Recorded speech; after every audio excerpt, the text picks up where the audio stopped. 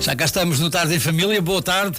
Quero, antes de saudar todos, quero dar aqui um grande boa tarde a todos os benfeitores da Canção Nova, a todos os ouvintes, telespectadores que nos saudaram na Festa da Misericórdia do passado fim de semana no Centro Pastoral Paulo VI. Eu prometi que não me ia esquecer, então, para não me esquecer, vejo já aqui no início do programa um grande abraço para todos aí do Norte, em Vila Nova de Gaia, por exemplo.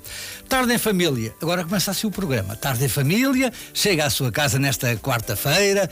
Estamos num momento especial na história da Igreja. Estamos a viver um momento de sé vacante, aguardamos a eleição de um novo Papa, mas ao mesmo tempo lembramos também com saudade o nosso Papa Francisco, o argentino Jorge Bergoglio, que conquistou o coração de todos nós, não só dos portugueses, mas sobretudo dos portugueses, mas dos jovens que participaram na Jornada Mundial da Juventude e de outros países que estiveram aqui também na JMJ, em particular esta com muito particular, que deixa aqui saudades a todos nós. Neste programa queremos ainda recordar o nosso Papa Francisco, que repetia sempre querer uma igreja em saída, uma igreja que compreendesse o que é ser sinodal.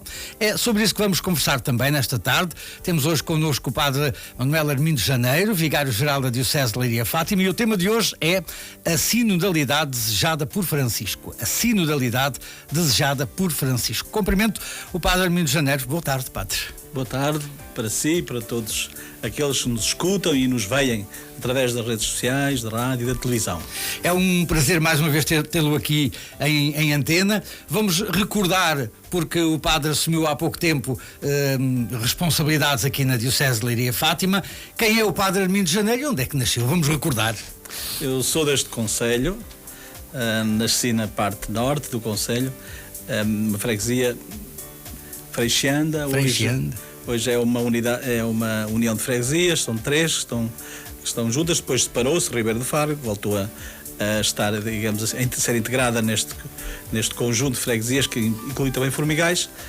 Nasci em 65. 65 é um bom ano, digo já. É sim, senhor. Então, sem dúvidas, fica já garantido por essa parte.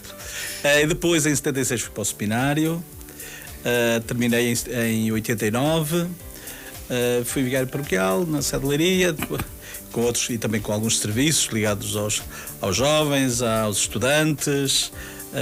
Depois estive em Roma durante 3 anos fazendo formação e depois regressei para a formação da Diocese, depois para o seminário para a Paróquia Nossa Senhora da Piedade de Orei e agora para a Vigária Geral e também para o seminário. Muito bem. Quer dizer que o sacerdócio assim apareceu de maneira normal, apareceu entre aspas. Sim, digamos, foram convites que se foram sucedendo a parte dos senhores bispos e faz parte da nossa identidade, que é responder usando também a nossa capacidade de perceber o que está pela frente. É, digamos assim, uma corresponsabilidade participada, mas ao mesmo tempo também dócil, no sentido de acolher os desafios que o Senhor nos lança. É mais fácil ou mais difícil um sacerdote que é colocado em terras, em meio que já conhece, em meio social que já conhece, ou no meio social adverso que não conhece? Eu julgo que para mim pessoalmente, todas as missões que me confiaram têm sempre uma parte, ao princípio, desafiante, que é até conhecermos a realidade. Mas essa é a parte, ao mesmo tempo, desafiante, mas ao mesmo tempo é necessária para nós nos deixarmos como que impactar pela realidade, nos deixarmos, de alguma maneira, conduzir para os problemas, para as situações, para as dificuldades, para aquilo que, no fundo, são as motivações mais profundas das pessoas que precisam de resposta. Ou seja, que precisam e são uma oportunidade para o anúncio do Evangelho. É essa, eu por isso não digo mais difícil ou menos difícil. O que eu peço ao Senhor, quando inicio uma nova missão, é que me dê a disponibilidade mental e de coração para assumir, acolher os desafios que estão pela frente e poder responder iluminado pela fé e pelo Evangelho. Claro. Voltando aqui ao presente, como é que tem vivido o Padre estes acontecimentos relativos à morte do Papa? Teve aqui a oportunidade de estar com o Papa Francisco quando ele esteve cá em Fátima, pelo menos assim próximo? Sim, tive essa possibilidade, mas vivo este tempo com a partida dele. É verdade que a fragilidade da saúde dele já nos ia preparando no último ano, praticamente. Fisicamente se viam, apesar da sua jovialidade, a tentativa de proximidade, percebíamos que a doença, os limites pesavam. E isso, intuitivamente, a gente ia-se percebendo, eu ia-me apercebendo que os limites dele eram cada vez maiores. Isto tinha acontecido com os papas anteriores, sobretudo João Paulo II, que esteve também numa fase difícil, a parte terminal também foi.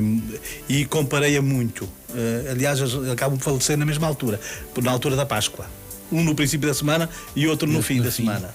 E isso foi, de alguma maneira, fui sentindo que o fim se aproximava.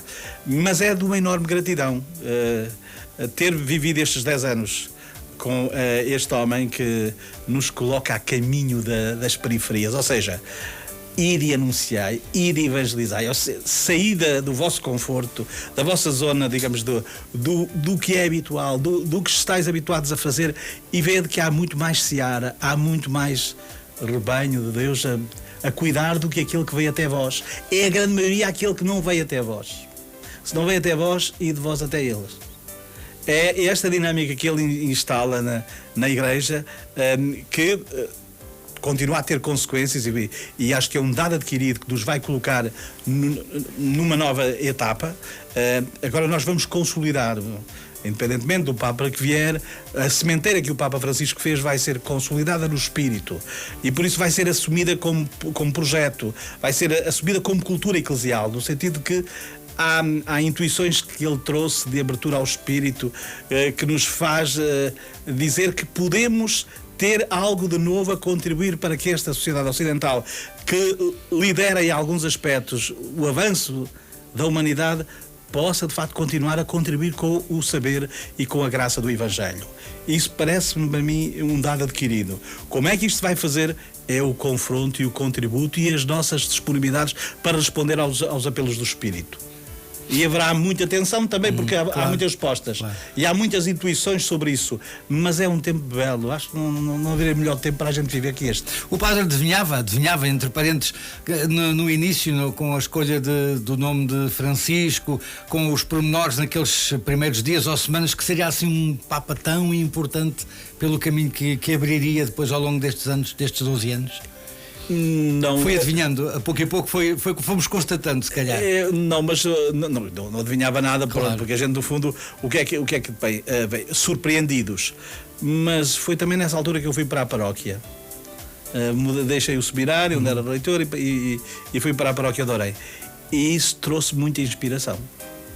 Os gestos, as palavras, as atitudes dele permitiram-me a mim também sair da zona, digamos, da rotina ou do habitual, e lançar iniciativas novas. Eu revia-me e revejo-me, como muita gente, uma grandíssima maioria se revê em muitas das suas intuições. Depois nós vamos tentando concretizá-las nos contextos culturais e eclesiais onde estamos, que não são todos iguais. Isso acaba por ser um pouquinho difícil ter uma resposta única. Mas foi mobilizador. E não só para mim, na comunidade aqui onde eu estava, e conversando com gente que está digamos, na dinâmica, estava na dinâmica e está ainda na dinâmica habitual das comunidades, mas gente que está um pouco mais afastada, e era tudo. Eram gestos de muito apreço para com aquilo que era a postura do Papa.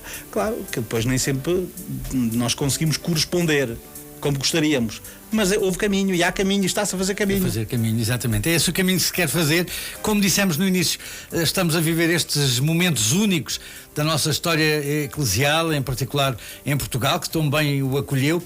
Francisco esteve aqui por 2 vezes, mas eu propunha aqui que fôssemos dar aqui uma vista de olhos pela participação da sociedade civil, das autoridades que estiveram no funeral do Papa Francisco no Vaticano. A nossa equipa de jornalismo fez aqui este trabalho a propósito do falecimento do Papa Francisco e de tudo aquilo que está à volta do funeral do Papa Francisco. Vamos ver e ouvir.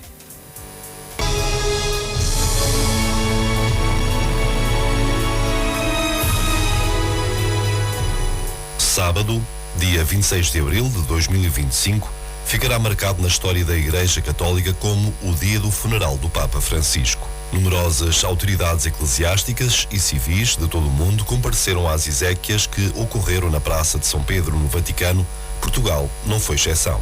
As três primeiras figuras do Estado português, Marcelo Rebelo de Sousa, o Primeiro-Ministro Luís Montenegro e o Presidente da Assembleia da República, Pedro Aguiar Branco, fizeram questão de estar presentes. O Patriarca de Lisboa, Dom Rui Valério, também participou da cerimónia juntamente com outros bispos de Portugal e deu a sua perspectiva relativamente aos próximos dias. É um tempo de oração, um tempo de reencontrar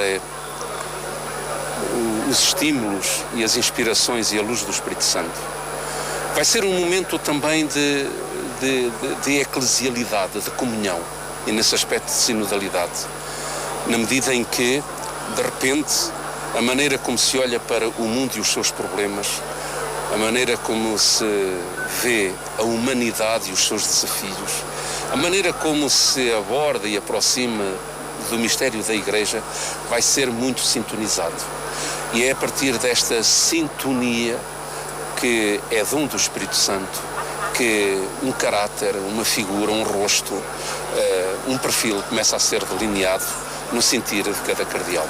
Com a data do conclave já definida para 7 de maio, os cardeais já iniciaram um tempo de reflexão e discernimento, procurando aquele que será o sucessor de Francisco. Um Papa que ficará para sempre na memória dos fiéis como o pastor vindo do fim do mundo, que trouxe simplicidade, diálogo e esperança ao centro da vida da Igreja.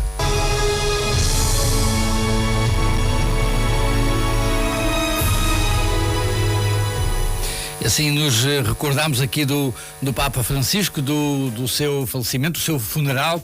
Sinodalidade, foram necessários alguns anos, 2 grandes momentos no Vaticano. Como é que o padre tem visto estes momentos criados pelo Papa Francisco? Com muita esperança. Talvez um bocadinho de história para estas coisas se perceberem melhor. Sim.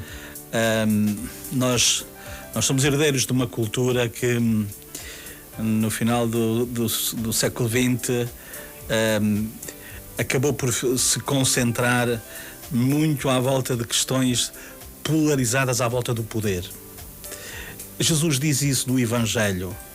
Muita da caminhada dos cristãos que estão estruturados em sociedade e por isso é precisa a organização, mas Jesus tem sempre na sua ação junto dos discípulos uma leitura muito crítica do modelo vigente e também daquilo que era a mentalidade dos discípulos, propondo sempre o seu próprio testemunho. Não vim para ser servido, mas para servir e dar a vida.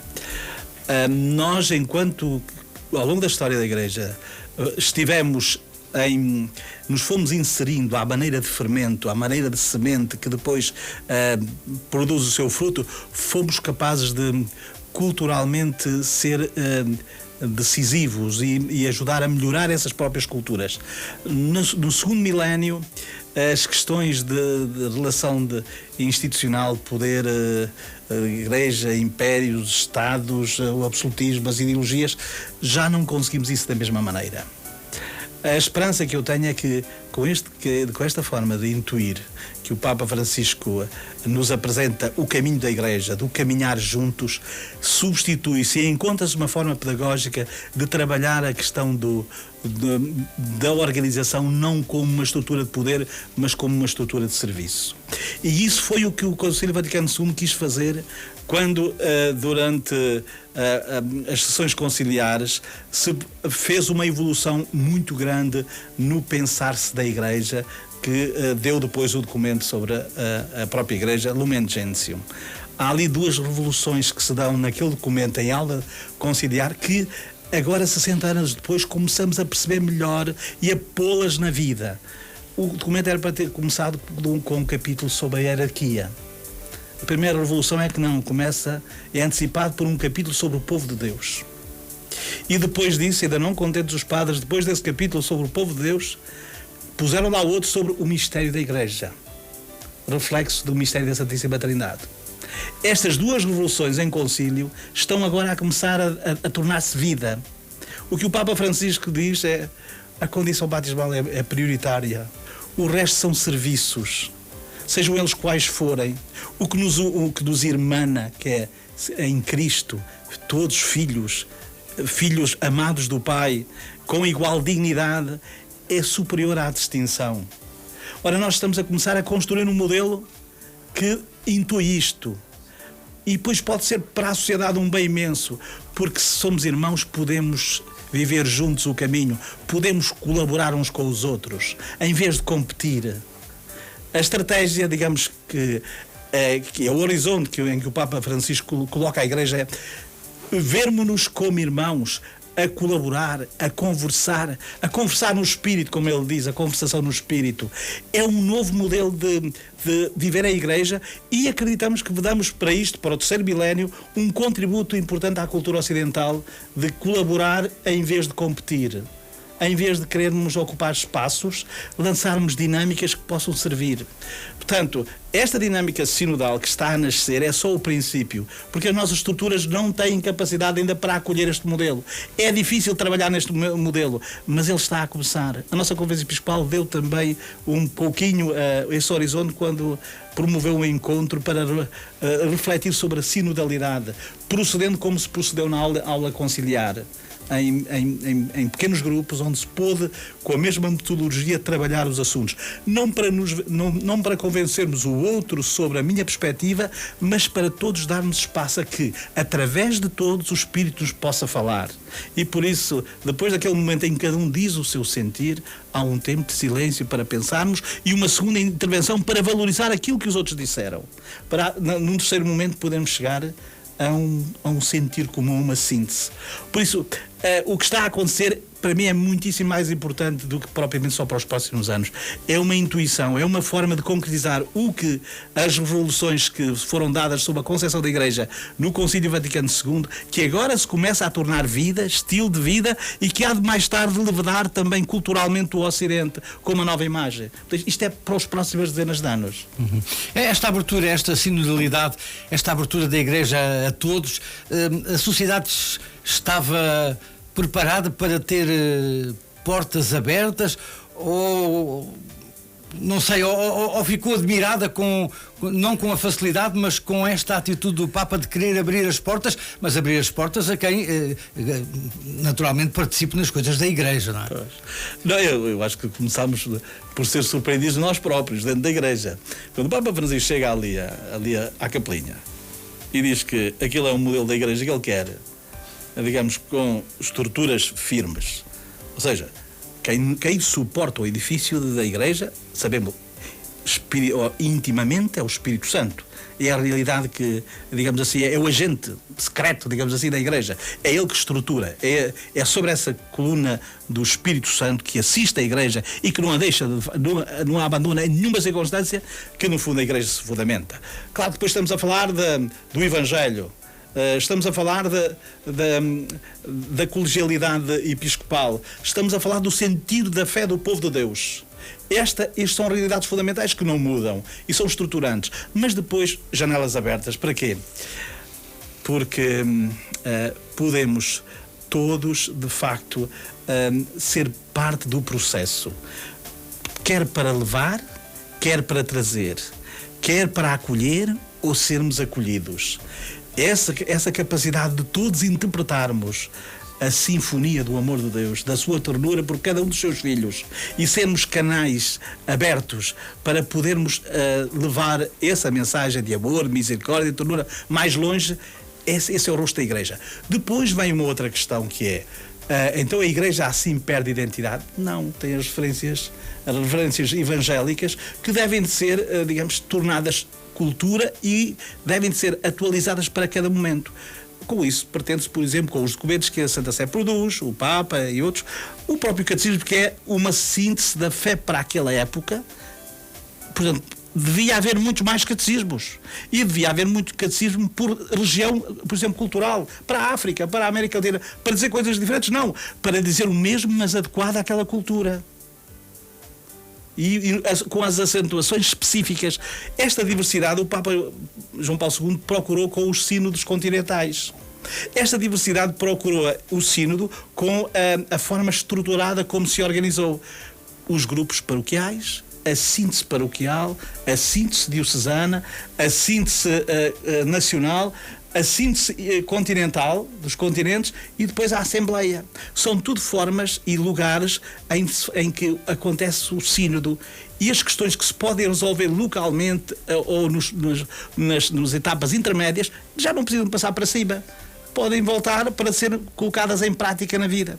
Por isso, podemos dizer que aqui brota, digamos assim, dito de uma forma mais simples, temos mais disponibilidade hoje para acolher o novo que o Evangelho traz, a partir destas intuições do Papa Francisco, que agora serão consolidadas com o jeito próprio de quem vem a seguir.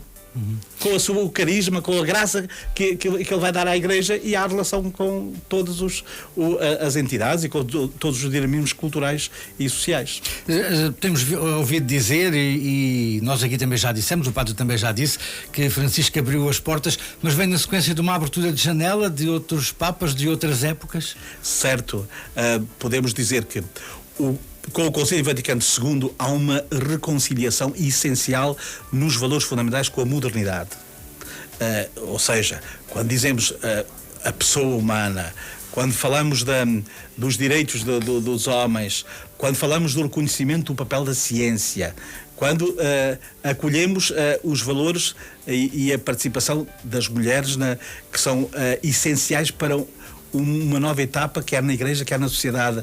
O seu lugar é determinante para a humanização das relações e para rever este modelo ligado muito a uma estruturação lógico, digamos, não só da lógica, digamos, dita matemática, mas também de uma certa incapacidade para perceber dimensões como a beleza, como a estética, como as relações humanas mais ricas. E isso é próprio e há de ser próprio do contributo feminino. Mas isto é um progresso que vem já do final do século XIX, com os grandes movimentos de espiritualidade, quer as grandes devoções, quer o movimento litúrgico, o movimento ecuménico, o movimento da renovação da teologia, o movimento da renovação da própria imagem da Igreja. Portanto, há todo um conjunto de movimentos que depois vão desaguar no Concílio Vaticano II. E a partir daí começa uma nova etapa, que é pôr em prática estas intuições. Mas isto faz-se com gerações, porque as mentalidades não se mudam quando a gente quer, nem por decreto. Muda-se por assimilação de processos novos. E esses processos novos têm a participação e os limites próprios de cada povo, de cada cultura, de cada mentalidade. E então o Espírito Santo age no coração daqueles que se dispõem a escutá-lo e nos homens e mulheres de boa vontade. Isso quer dizer que às vezes do fora da Igreja pode vir um chamamento a algum aspecto mais concreto e até mais genuíno do ponto de vista evangélico do que se calhar algumas práticas nossas. Temos que pensar em alguns dos dramas que a Igreja viveu precisamente por causa disso. Verdade. Estamos numa conversa quase catequese esta tarde, mas antes de continuarmos a conversar, vamos aqui acompanhar uma peça preparada pela equipa de jornalismo a respeito da Assembleia Plenária da Conferência Episcopal Portuguesa, que começou na segunda-feira, está a decorrer até quinta-feira, nesta semana aqui em Fátima. Estamos a falar do agir da Igreja e, portanto, vamos ouvir também os nossos bispos. Sentir-se convocado pela voz, agora mais convincente, de Francisco, a sintonizar-se com a atitude de esperança ativa e sinodal. Palavras do presidente da Conferência Episcopal Portuguesa, Dom José Ornelas, na abertura do Encontro dos Bispos, que se estende até 1º de maio. Este momento é assumido com muita intensidade por toda a Igreja.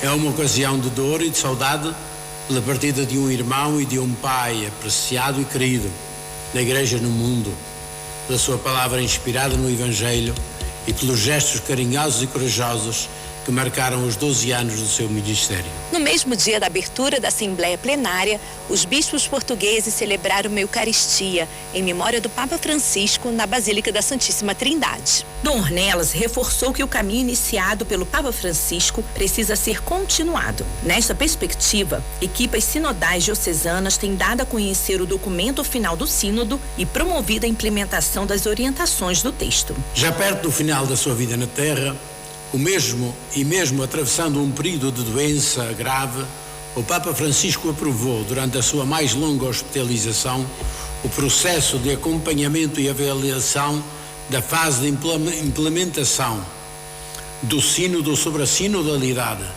e convocou uma inédita Assembleia Eclesial para outubro de 2028. Dava assim sinais claros de um caminho que se desejava irreversível para a renovação eclesial. O ano jubilar que estamos a viver abre-nos esse horizonte de esperança e de igreja. Nesta semana de Assembleia, os bispos refletem ainda outros temas, como a proteção de menores e adultos vulneráveis e a situação política e social em Portugal.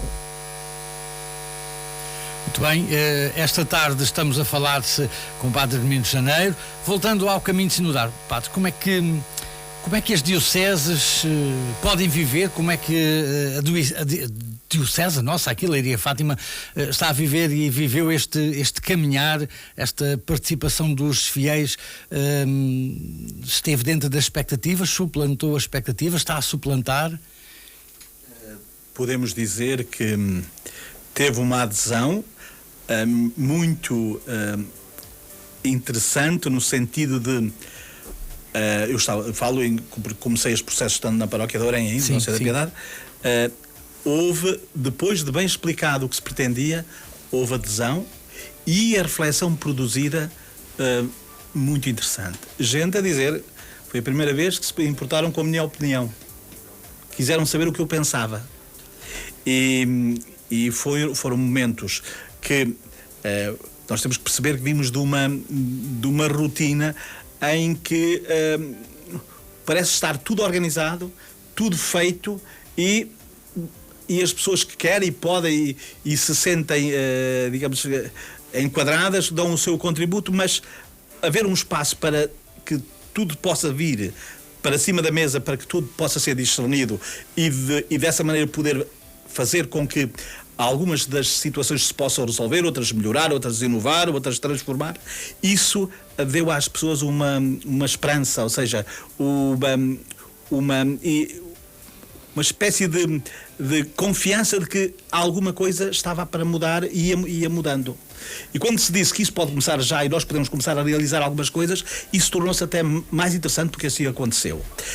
E depois a nossa diocese fez, como era proposto, as assembleias, a Assembleia Diocesana produziu um documento, uma síntese, que foi integrado depois a nível nacional, e começámos a concretizar.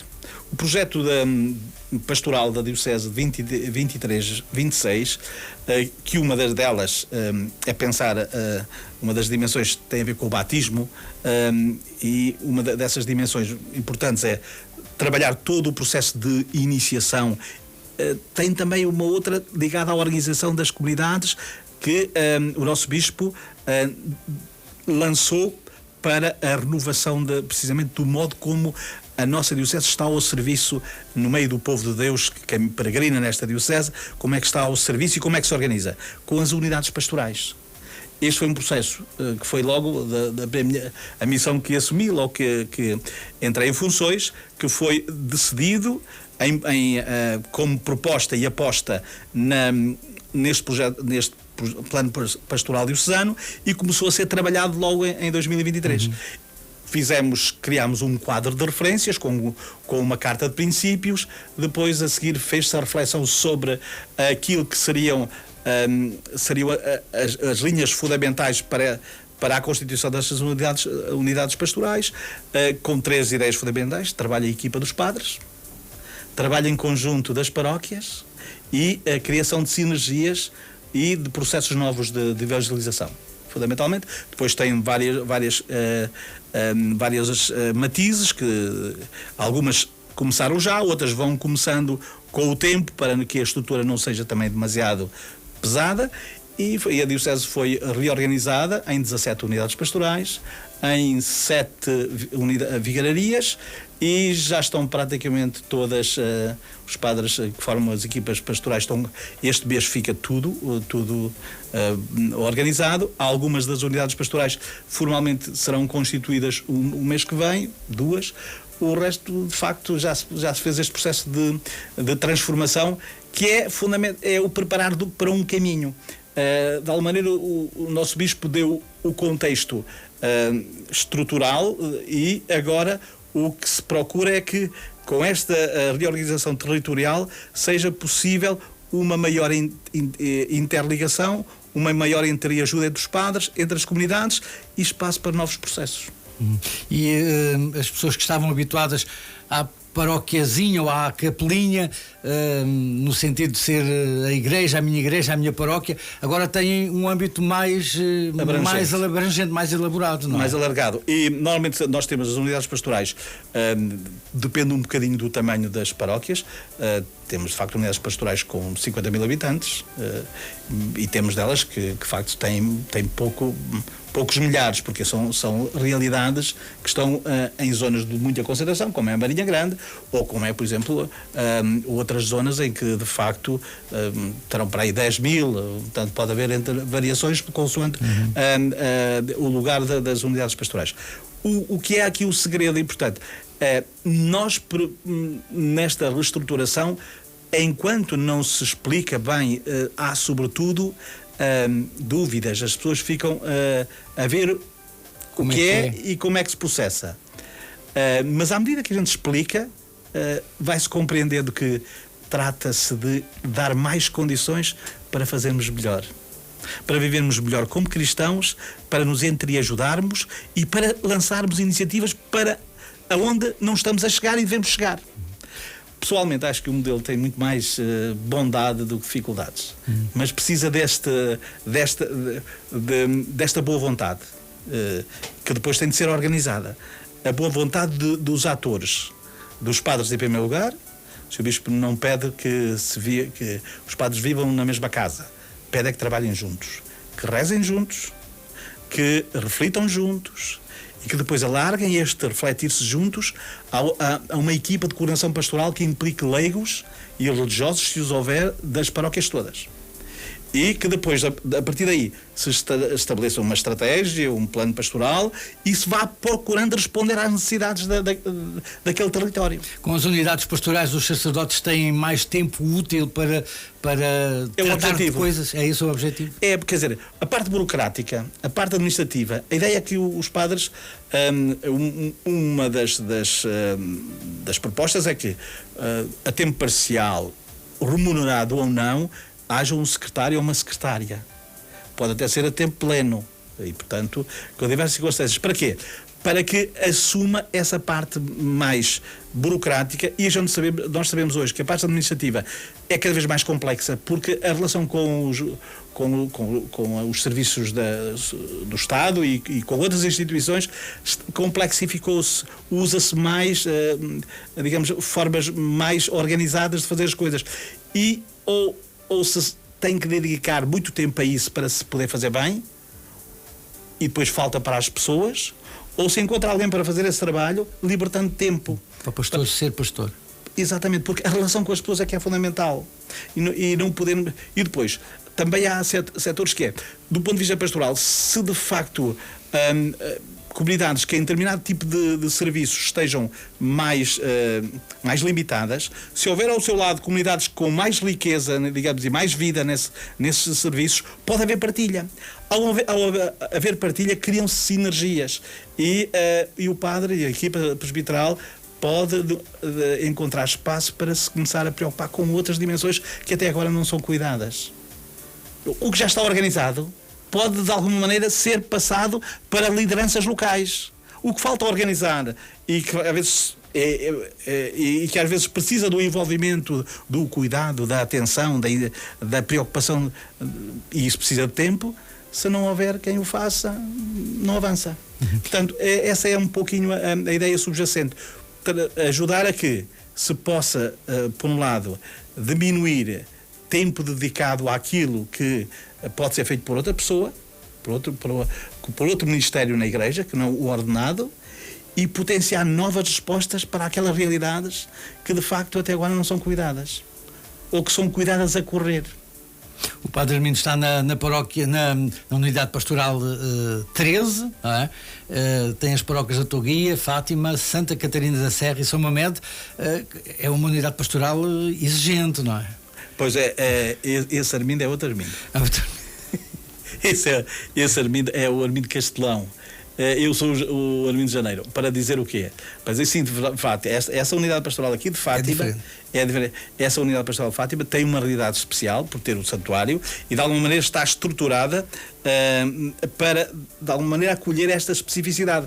Esta unidade pastoral tem o santuário no seu coração, não acolhe só as realidades paroquiais normais, é também o rosto do acolhimento da diocese, do país, a milhares e a milhões de peregrinos que aqui passam. Portanto, esta é uma realidade especial que, de alguma maneira, aqui coincide a vigararia e a unidade pastoral coincide precisamente por causa desta situação específica. Não tem outra, não aumentou de tamanho a vigararia e a unidade pastoral mantém-se precisamente para poder dar uma resposta também específica por estar à volta do santuário. Que responsabilidades é que o padre tem como vigário-geral? Como me compete como vigário-geral, tenho essas e depois também tenho mais algumas. O acompanhar da parte pastoral da diocese, ou seja, toda esta dinâmica de transformação, o acompanhar a cúria diocesana, o coordenar alguns dos conselhos e das dinâmicas a mandato do bispo, sempre que é necessário, substituí-lo quando é preciso, daquilo que é possível, e depois, além disso, cuidar também dentro daquilo que é a leitura que vamos fazendo da diocese, da necessidade de lançar de lançar novos projetos ou pôr a andar processos de reflexão ou propor processos de reflexão que estejam ligados não só à parte pastoral, mas também à parte administrativa.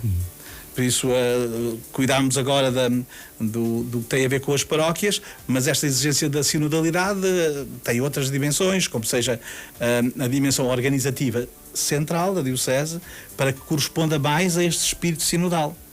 Temos depois de pensar para lá do circuito da nossa própria realidade organizativa e interna, e temos que nos abrir depois para o mundo, no sentido, para as diversas dinâmicas que vão existindo na nossa região.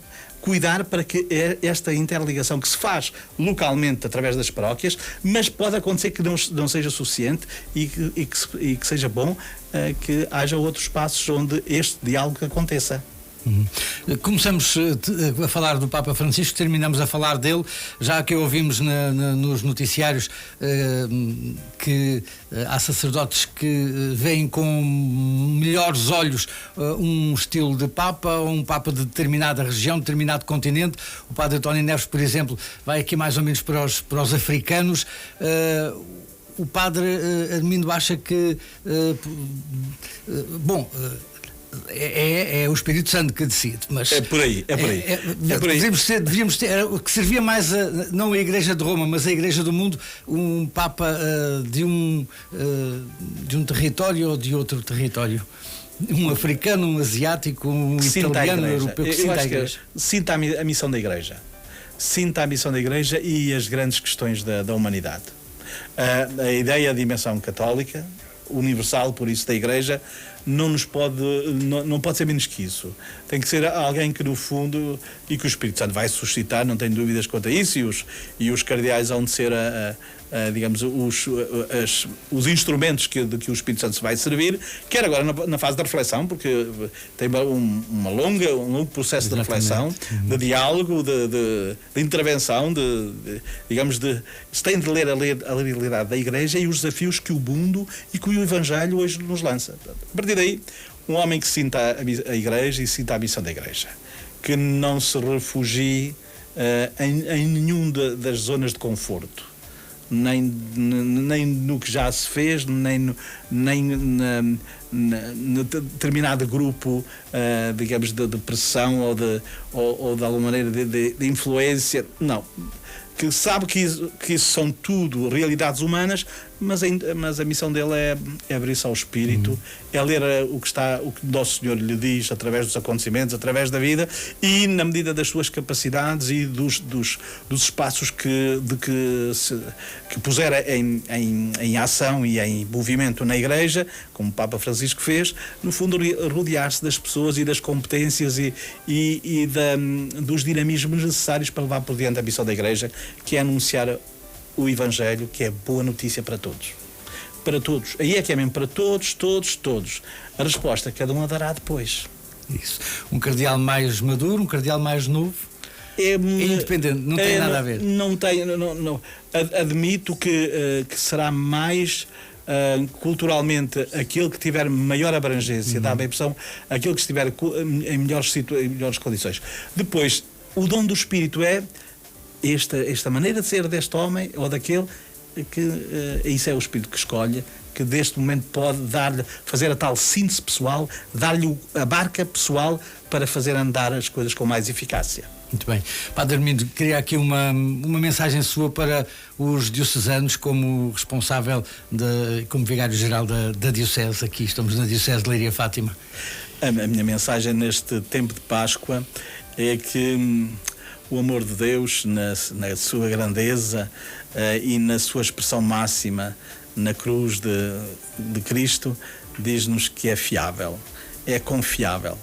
Por isso a nossa esperança funda-se nesta confiança que temos num amor que se dá todo e sem condições, sem limites, e o que ele deseja é que a gente olhe para este amor como a nossa porta de salvação, a nossa possibilidade de vivermos quer esta vida, quer atravessarmos esta vida para a nova etapa que Deus nos quererá abrir eternamente junto de si e que só Ele saberá como. Por isso, com confiança, com esperança, porque este amor nunca passará, permanece eternamente, podemos caminhar na vida, uns com os outros, todos em conjunto, crentes e não crentes, homens de boa vontade, porque a casa do Pai, de facto, tem muitas moradas e a todos recebe com alegria e com amor. Muito obrigado, Padre. Foi um prazer tê-lo aqui esta tarde. Obrigado, eu também. Muito obrigado. Boa tarde. Boa tarde. Estivemos aí com o Padre Manuel Armindo Janeiro, vigário-geral da Diocese de Leiria Fátima. Vamos para um ligeiro intervalo. Já regressamos a seguir para a segunda parte, para o Terço da Divina Misericórdia. Até já.